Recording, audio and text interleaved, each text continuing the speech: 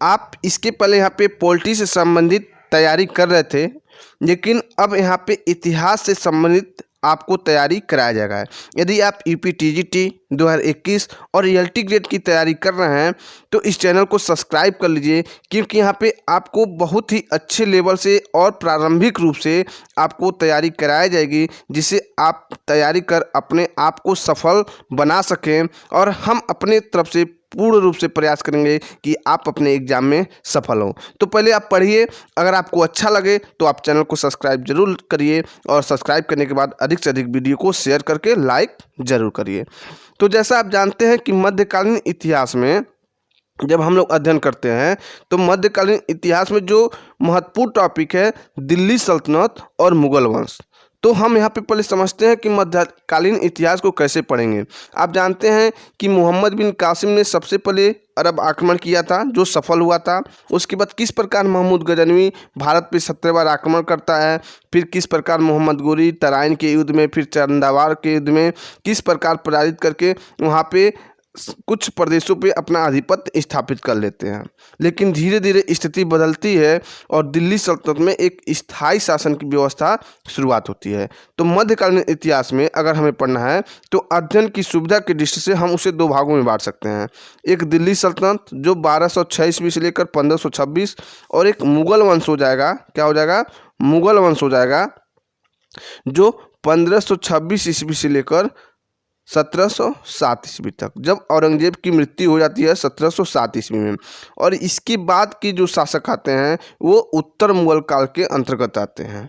तो सबसे पहले आज हम दिल्ली सल्तनत के बारे में पढ़ेंगे और उसकी एक रूपरेखा जान लेंगे, और उसके बाद गुलाम वंश के अंतर्गत हम कुतुबुद्दीन ऐबक के बारे में विस्तार पूर्वक पढ़ेंगे, जिससे कुतुबुद्दीन ऐबक से संबंधित यदि कोई क्वेश्चन आए तो आप एग्जाम में आसानी से सॉल्व कर सकें। और मैं ये दावा करता हूँ कि यदि इस चैप्टर को पढ़ लेते हैं तो यहाँ से आपकी क्वेश्चन फंसने वाले एकदम है। आप देखिए, क्वेश्चन सीरीज सॉल्व करिए, घटना चक्र सॉल्व करिए, आप यूथ कंपटीशन का सॉल्व करिए। अगर क्वेश्चन ना फंसे तो हमें कमेंट करके ज़रूर बताइए। तो चलिए हम शुरुआत करते हैं। सॉरी दोस्तों, चलिए गुलाम वंश। तो जैसे जानते हैं कि दिल्ली सल्तनत में जब 1206 ईस्वी से लेकर 1526 ईस्वी तक चलता है, तो इस दिल्ली सल्तनत के अंतर्गत 5 वंशों ने शासन किया है। कितने वंशों ने? 5 वंशों ने शासन किया है। पहला कौन है?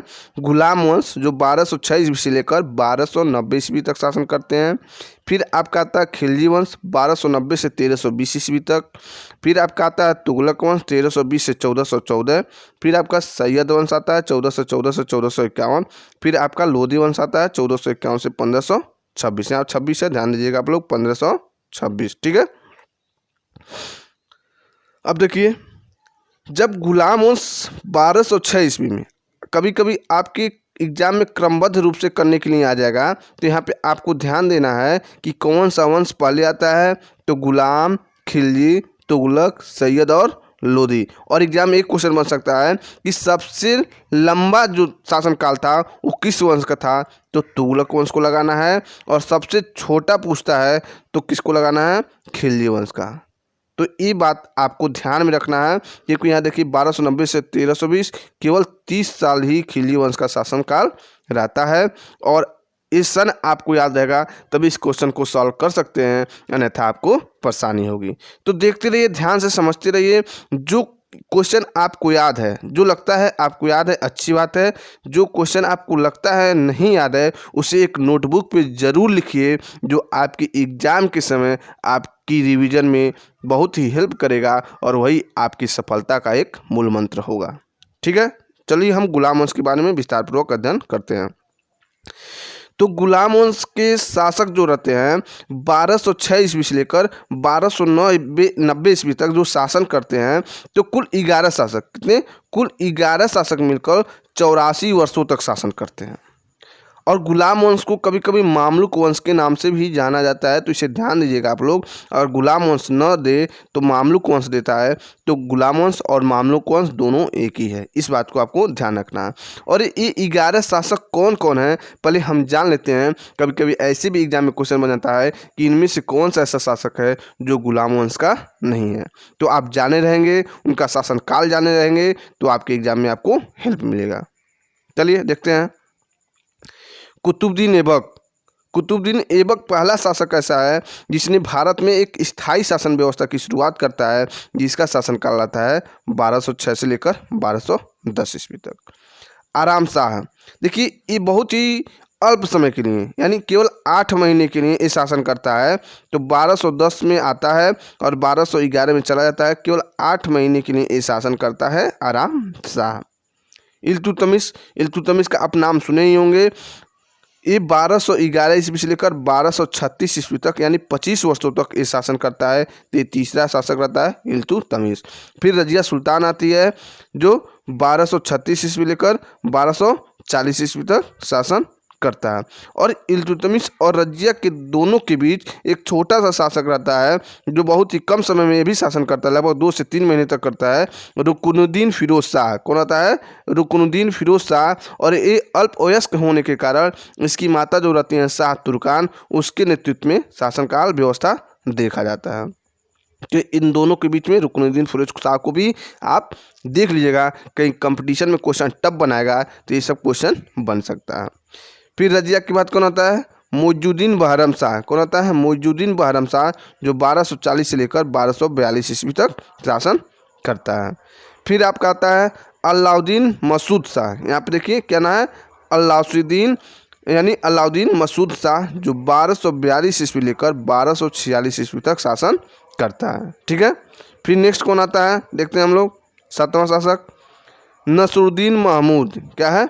नसरुद्दीन महमूद, जो 1246 ईस्वी लेकर 1265 ईस्वी तक शासन करता है और ये बलबन का दामाद भी रहता है। ठीक है, नसरुद्दीन महमूद शाह। फिर आपका आता है गयासुद्दीन बलबन। तो गयासुद्दीन बलबन का जो समय रहता है 1265 से लेकर 1287 ईस्वी तक रहता है। इस बात को आपको ध्यान देना है, 1265 से लेकर 1287 ईस्वी तक। फिर आपका आता है कैकुबाद। कैकुबाद आता है तो 1287 से लेकर 1290 ईस्वी तक इसका शासनकाल रहता है। और फिर गुलाम वंश का अंतिम शासक जो रहता है शमसुद्दीन कैमूर से जाता है, जो 1290 ईस्वी में शासन करता है और यही अंतिम शासक रहता है। इतनी बात आपको ध्यान में रखना है। ठीक है, नेक्स्ट चलते हैं हम। अब देखिए गुलाम वंश के नामकरण में विद्वानों में मतभेद है। कोई गुलाम वंश कहता है, कोई मामलुक कहता है, कोई आरंभिक तुर्क कहता है। तो इन तीनों नाम को आप याद रखेंगे, गुलाम वंश, मामलुक और आरंभिक तुर्क। शुरुआत में इसे गुलाम का वंश कहा गया, लेकिन जो 11 शासक हैं तो उनमें से केवल 3 शासक, जो 11 शासक हैं उनमें से केवल 3 शासक ही, जैसे कुतुबुद्दीन ऐबक हैं, इल्तुतमिश हैं और बलबन, ये तीनों ही केवल गुलाम थे। इसलिए गुलाम वंश कहना यह तर्क संगत क्या होता है? तर्क संगत कहना प्रतीत, मतलब ये लगता है कि कहीं ना कहीं ये गलत है। इसी पक्ष को एक मान्यता देते हुए कुछ इतिहासकार हैं जो अपने अपने विचार दिए हैं। तो यहाँ से एग्जाम में क्वेश्चन बना हुआ है, इसलिए मैं इसको यहाँ पे रखा हूँ कि आप अपनी तैयारी को अच्छे से कर सकें। एक इतिहासकार हैं अजीज अहमद, एक इतिहासकार हैं अजीज अहमद। वो कहते हैं इन शासकों को दिल्ली के आरंभिक तुर्क शासक के नाम दिया जाना चाहिए। तो आपके एग्जाम में डायरेक्ट क्वेश्चन बनेगा, किस इतिहासकार ने दिल्ली के शासकों को आरंभिक तुर्क का नाम दिया है? तो इतिहासकार अजीज अहमद को आपको ध्यान देना है। ठीक है, और से आरंभिक और से अजीज अहमद ऐसे कोलेट करके पढ़ेंगे तो लंबे समय तक आपको याद रहेगा। फिर एक इतिहासकार हैं हबीबुल्लाह। इन्होंने क्या कहा है कि इन सुल्तानों को मामलुक सुल्तान कहा है, यानी मामलुक शासक कहा है। हबीबुल्लाह हैं, कहते हैं जो दिल्ली के तुर्क शासक हैं इन्हें गुलाम वंश न करके मामलुक शासन कहना अधिक उपयुक्त माना है। क्यों? ये अरबी भाषा का शब्द है। मामलुक क्या है? एक अरबी भाषा का शब्द है जिसका अर्थ होता है गुलामी बंधन से मुक्त। गुलामी बंधन से मुक्त माता पिता उत्पन्न वंशों से है। और यह जो चलता था मध्यकालीन इतिहास में मिस्र के इतिहास से उदाहरण लिया गया है। ठीक है, तो अरबी भाषा शब्द ये मामलुक का अर्थ क्या होता है? गुलामी बंधन से मुक्त माता पिता उत्पन्न से मतलब है। मतलब कहने का तात्पर्य यह है कि जो ये शासक होते थे वो कहीं ना कहीं गुलाम न होके स्वतंत्र माता पिता से उत्पन्न हुए थे। तो दो बातें आपको याद रखना है कि एक इतिहासकार अजीज अहमद ने आरंभिक तुर्क का है और हबीबुल्लाह ने मामलुक का है। इन बात को आपको ध्यान में रखना है। चलिए नेक्स्ट चलते हैं हम। अब देखिए कुतुबुद्दीन ऐबक के बारे में कुछ उनकी उपाधि है, ये देख लेते हैं। चलिए, कुतुबुद्दीन ऐबक 1206 ईस्वी से लेकर 1210 ईस्वी तक, तो इनका शासनकाल जो है हम अभी पीछे पड़े हैं। तो इसे क्या क्या उपाधि मिला है इसे हम देखते हैं। लाख बख्श, इसे लाख बख्श की उपाधि मिली है। पील बख्श की उपाधि मिली है। हातिम द्वितीय की उपाधि मिली है। कुरान खां की उपाधि मिली है। तो देखिए, अधिक दान देने के कारण इसे लाख बख्श कहा जाता है। हाथियों का शौक रखने के कारण पील बख्श भी कहा जाता था। तो ये सब बात आपको याद रखना है। कुतुबुद्दीन ऐबक एक तुर्क जनजाति का था और यह कुतुबी वंश से संबंधित था। और ऐबक जो था ये तुर्की भाषा का शब्द था। किसका? तुर्की भाषा का शब्द था, जिसका अर्थ होता है चंद्रमा का देवता। अगर एग्जाम में क्वेश्चन बन जाए कि ऐबक से क्या तात्पर्य है, ऐबक का क्या अर्थ है, तो बहुत सारे लोग गलती करके चले आएंगे। तो ऐबक एक तुर्की भाषा का शब्द है जिसका अर्थ है चंद्रमा का देवता। ठीक है, और इसका जन्म कहाँ हुआ था? तुर्किस्तान में हुआ था। तो इस बात को आपको ध्यान रखना है। अब बचपन में इसे निशापुर बाजार से काजी फखरुद्दीन अब्दुल अजीज कुकी ने दास के रूप में खरीदा था। यानी कुतुबुद्दीन ऐबक को बचपन में ही निशापुर बाजार से काजी फखरुद्दीन अब्दुल अजीज कुकी ने दास के रूप में खरीदा था। तो ये तो सभी को जानता है कि किससे खरीदा था। लेकिन यदि पूछ दे कि खाजी फखरुद्दीन अब्दुल अजीज कुकी जो थे वो किसके वंशज थे, तो याद रखिएगा इमाम अबू हनीफा के वंशज थे। किसके? इमाम अबू हनीफा के वंशज थे। मैं यहाँ पे आसान से आसान क्वेश्चन को लिया हूँ, जो आपकी एग्जाम में आपको सफलता दिलाने वाला है उस क्वेश्चन को भी, यानी उस प्रश्न को भी इसमें समाहित किया हूँ। ठीक है, नेक्स्ट चलते हैं। और निशापुर गजनी से मोहम्मद गोरी ने उसे खरीद लिया। यानी काजी फखरुद्दीन ने निशापुर बाजार से खरीदा था और इनसे कौन खरीदा? मोहम्मद गोरी ने कुतुबुद्दीन ऐबक को खरीद लिया। सुरीले स्वर में कुरान पढ़ने के कारण ही कुतुबुद्दीन ऐबक को कुरान खां के नाम से जाना जाता था। ठीक है, नेक्स्ट चलते हैं।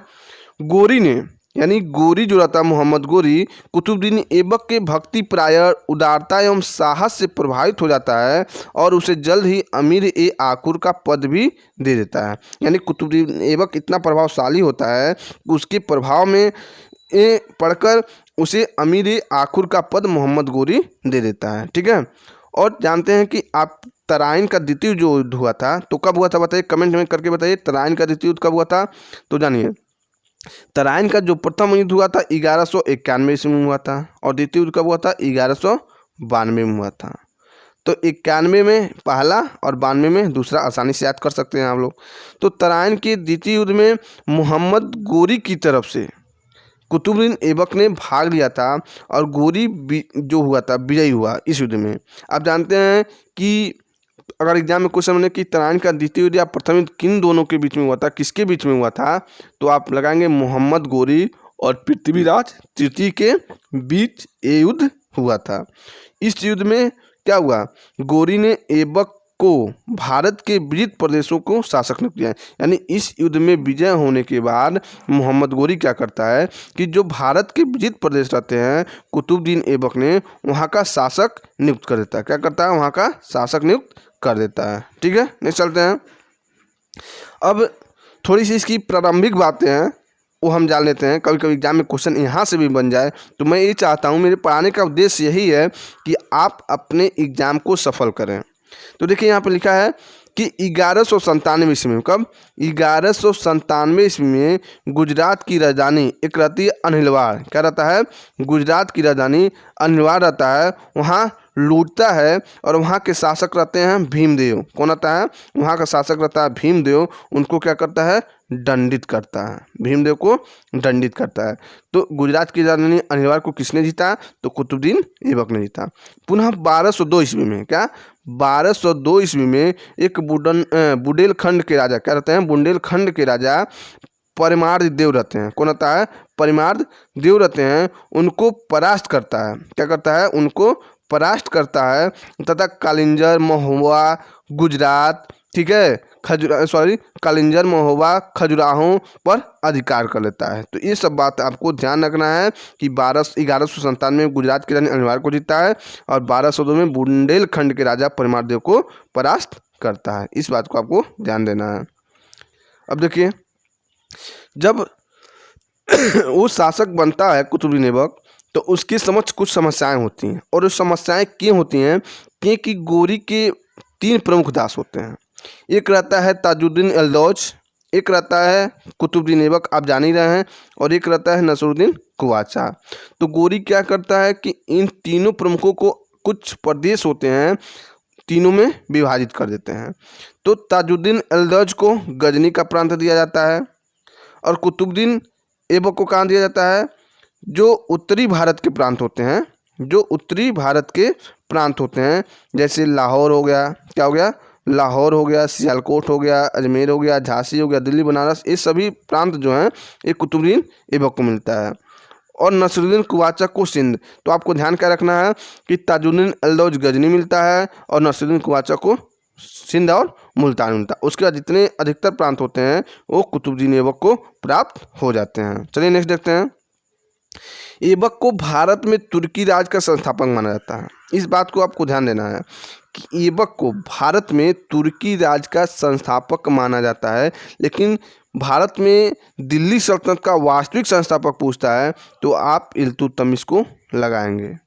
तो ऐबक को भारत में तुर्की राज का संस्थापक माना जाता है, क्योंकि गोरी की मृत्यु के बाद लाहौर के विशिष्ट जनों एवं अमीरों ने क्या करते हैं, कुतुबुद्दीन ऐबक को आमंत्रित करते हैं और आमंत्रित करने के कारण वो शासन सत्ता आता है और अपने हाथ में लेता है। और गोरी के 3 माह बाद, गोरी के यानी मृत्यु के 3 माह बाद 24 जून या 25 जून, कहीं कहीं 24 जून लिखा है, कहीं कहीं 25 जून लिखा है, तो आप अधिकतर 24 जून को ध्यान रखिएगा।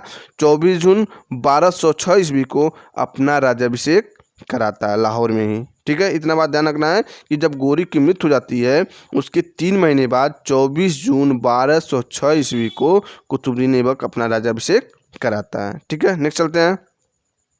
मज़ा आ रहा तो वीडियो को लाइक कर दीजिए और कमेंट में करके बताइए कि आपको अच्छा लग रहा है कि नहीं लग रहा है। ठीक है, नेक्स्ट चलते हैं। ऐबक जो रहता है कभी भी वो सुल्तान की उपाधि ग्रहण नहीं करता है। तो पूछता है आपके एग्जाम में, वह कौन सा ऐसा शासक है जो सुल्तान की उपाधि कभी भी ग्रहण नहीं किया है। तो कुतुबुद्दीन ऐबक एक ऐसा शासक है जिसने कभी भी सुल्तान की उपाधि धारण न करके मलिक एवं सिपह सलार की पदवियों से ही संतुष्ट रहता है।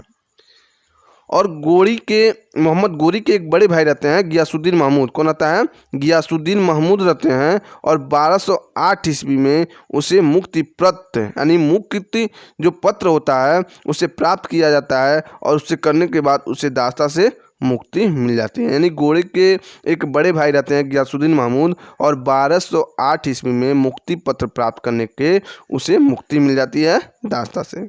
अब ऐबक की कठिनाइयाँ क्या हैं, यानी जब ऐबक शासक बनेगा, जब 3 प्रतिद्वंदी हैं तो कुछ न कुछ समस्याएं तो आनी ही आनी हैं। इस बात को आप समझ सकते हैं कि नसरुद्दीन कुवाचा था, अभी आपको मैंने पीछे बताया ताजुद्दीन एल्दौज था, कुछ प्रदेश उनको भी मिला था। तो यही सब वही लोग मिलके कठिनाइयाँ भी लाएंगे, तो उसे भी हम यहाँ पे समझने का प्रयास करते हैं। थोड़ा मेरा आज तबीयत खराब है, गले में देख रहे हैं खराश है, लेकिन मैं भी ये चाहता हूँ कि आप अपने एग्ज़ाम को सफल करें। तबीयत तो सही हो जाएगा लेकिन इस समय चला जाएगा तो फिर आने वाला नहीं है। तो ऐबक की कठिनाइयाँ, प्रतिद्वंदी एल्दौज थे, कुवाचा थे और बंगाल बिहार के खिलजी सरदार, यानी एल्दौज इनके प्रतिद्वंदी जो थे, एल्दौज थे, कुवाचा थे और बंगाल और बिहार के खिलजी सरदार अपनी शक्ति को क्या कर रहे थे, बढ़ाने का प्रयास कर रहे थे। और बढ़ाने के प्रयास में कहीं ना कहीं दोनों लोगों के बीच यानी कुतुबुद्दीन ऐबक के बीच और इनके बीच एक संघर्ष की स्थिति पैदा हो रही थी। अतः ऐबक ने क्या किया, सूझबूझ का परिचय दिया और वैवाहिक संबंध स्थापित करके इस समस्या का समाधान करता है। ठीक है, तो क्या करता है कुतुबुद्दीन ऐबक, क्या करता है कुतुबुद्दीन ऐबक स्वयं क्या करता है, ताजुद्दीन एल्दौज की पुत्री से विवाह कर लेता है। तो स्वयं जो रहता है ताजुद्दीन एल्दौज की पुत्री से कुतुबुद्दीन ऐबक विवाह कर लेता है और अपनी बहन का विवाह नसरुद्दीन कुवाचा से कर देता है तथा इल्तुतमिश ने क्या करता है, इल्तुतमिश से अपनी पुत्री का भी विवाह कर देता है आगे चल के। तो मैं यही बात पहले ही यहाँ पे बता दे रहा हूँ। अब बंगाल के सरदार थे, कौन थे? एक बंगाल के सरदार थे इख्तियारुद्दीन मोहम्मद बिन बख्तियार खिलजी। बंगाल का एक सरदार था इख्तियारुद्दीन मोहम्मद बिन बख्तियार खिलजी ने पूर्व में बिहार से आगे बढ़ के बंगाल तथा लखनऊती पर अधिकार कर लिया। जो इख्तियारुद्दीन मोहम्मद बिन बख्तियार खिलजी था वो क्या किया कि बंगाल तथा लखनऊती पर अधिकार कर लिया। लेकिन एक शासक रहता है अलीमर्दन खां, क्या रहता है? एक अलीमर्दन खां रहता है, सरदार रहता है। इसने इख्तियारुद्दीन मोहम्मद बिन बख्तियार खिलजी की हत्या कर देता है। क्या करता है? हत्या कर देता है और लखनऊती पर अधिकार कर लेता है। क्या कर लेता है? लखनऊती पर अधिकार कर लेता है। लेकिन जो खिलजी सरदार होते हैं, यानी जो बंगाल के खिलजी सरदार होते हैं, वो क्या करते हैं, जब इख्तियारुद्दीन मोहम्मद बिन बख्तियार खिलजी की जब हत्या हो जाती है तो अलीमर्दन खां को क्या कर लिया जाता है? कैद कर लिया जाता है। अलीमर्दन खां को कैद कर लिया जाता है और वहाँ पे मोहम्मद शेरा को, किसके? मोहम्मद शेरा को गद्दी दे दिया जाता है। और गद्दी देने के बाद शर्त रखा जाता है कि वह कभी भी दिल्ली तथा लाहौर की अधीनता स्वीकार नहीं करेगा। मानी कहने का तात्पर्य है कि जब इख्तियारुद्दीन मोहम्मद बिन बख्तियार खिलजी की हत्या अलीमर्दन खां कर देता है तो अलीमर्दन खां को क्या किया जाता है कि वहाँ के जो खिलजी सरदार रहते हैं उसे क्या करते हैं? कैद कर लेते हैं। और कैद करने के बाद मोहम्मद शेरा को वहाँ का शासक नियुक्त किया जाता है और उसे शर्त रखा जाता है उसके सामने कि वो कभी भी दिल्ली तथा लाहौर की अधीनता स्वीकार नहीं करेगा। और दिल्ली और लाहौर में किसकी शासक चल रही थी? शासन व्यवस्था कुतुबुद्दीन ऐबक की चल रही थी। लेकिन धीरे धीरे कुछ समय बीतता है और अलीमर्दन खां कुछ सूझबूझ या कूटनीतिक चाल लगाकर वहाँ से कैद से भागकर फरार हो जाता है और जाके ऐबक से मिलता है। और जब ऐबक से मिलता है तो क्या होता है, तो बंगाल को नियंत्रण में लेने के लिए ऐबक को एक मौका मिल जाता है।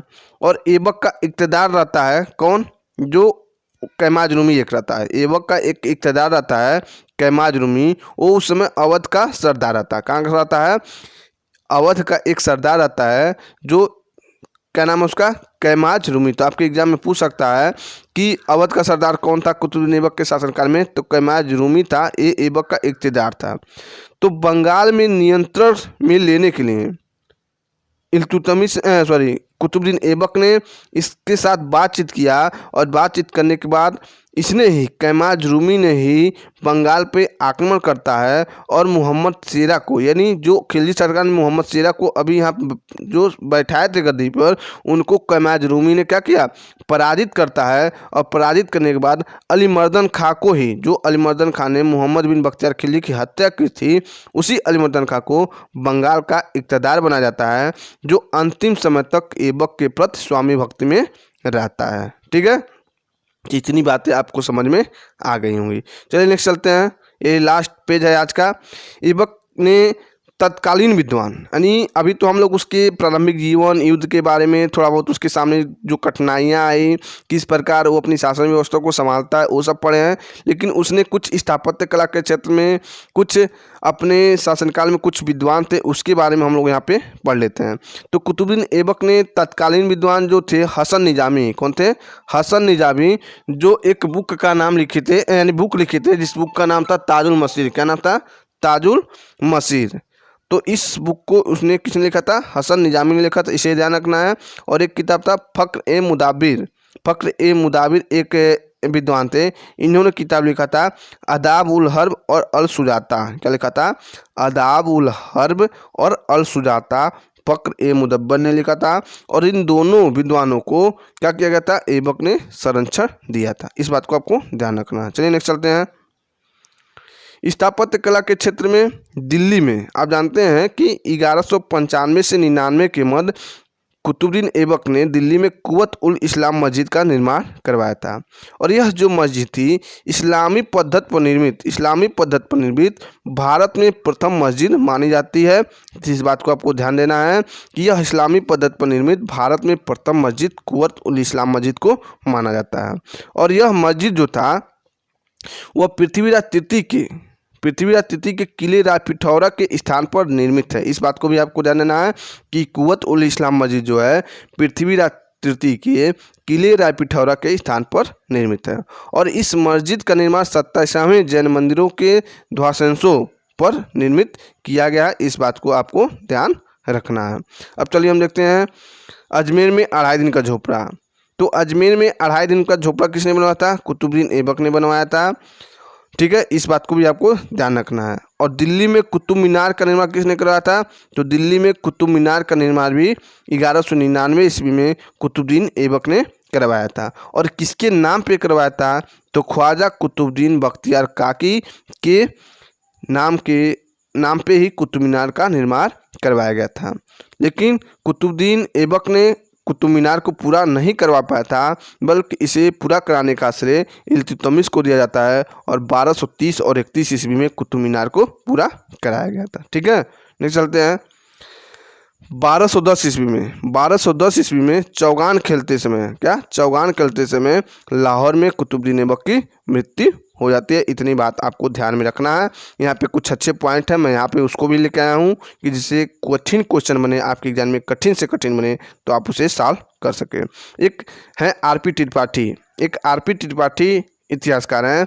वो इल्तुतमिश को दिल्ली सल्तनत का वास्तविक संस्थापक मानते हैं। इस बात को आपको ध्यान रखना है कि दिल्ली सल्तनत का वास्तविक संस्थापक इल्तुतमिश को मानते हैं। और कौन कहा है? तो आरपी त्रिपाठी महोदय ने कहा है।